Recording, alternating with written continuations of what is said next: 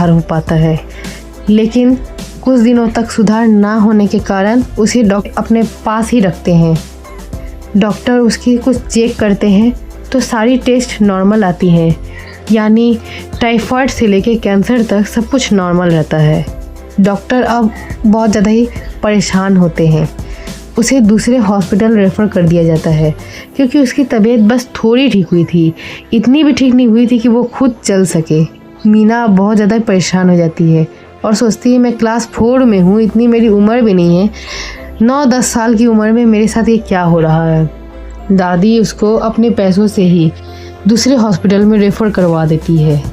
दूसरे हॉस्पिटल में जाने के बाद उसको इम्यून की ही कोई प्रॉब्लम नज़र आती है, जहाँ डॉक्टर बोलते हैं इरेगुलर इम्यून है, यानी कि इसको अगला बुखार कब आएगा इसका कोई पता नहीं है।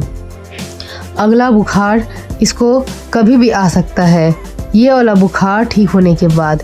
इसलिए आप इसका हर बुखार का केयर कीजिएगा और कुछ ऐसी चीज़ों को जो मैं लिख के दे रहा हूँ, इन चीज़ों से इस बच्ची को दूर रखिएगा, क्योंकि इन चीज़ों को खाने की वजह से उसको फीवर ट्रिगर होता है।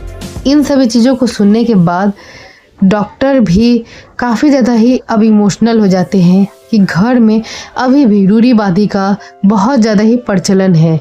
बच्ची को नाखून नहीं काटने दिया गया, बालों में तेल नहीं लगाने दिया गया, बाल को बनाने नहीं दिया गया, नए कपड़े नहीं पहने दिए गए और बर्थडे भी उसका यूं ही हॉस्पिटल में बीत गया।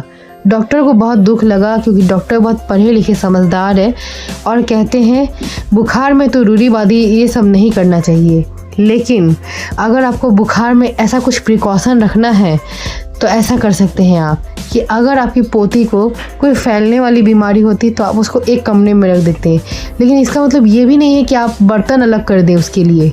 आप उसको प्यार से अपने साथ ही खिलाएं। हाँ, अपना खुद का भी ध्यान रखें ताकि आप में वो बीमारी ना फैले, लेकिन हाँ, उसको कभी भी अकेला नहीं फील होने दें, क्योंकि जब व्यक्ति खुद को अकेला फील कर लेता है तो उस वक्त सबसे ज़्यादा बीमार होता है। उस वक्त उसके शरीर से भी ज़्यादा उसका मन टूट जाता है। आपको ये कहानी कैसी लगी? उम्मीद है आपको ये कहानी बहुत अच्छी लगी होगी।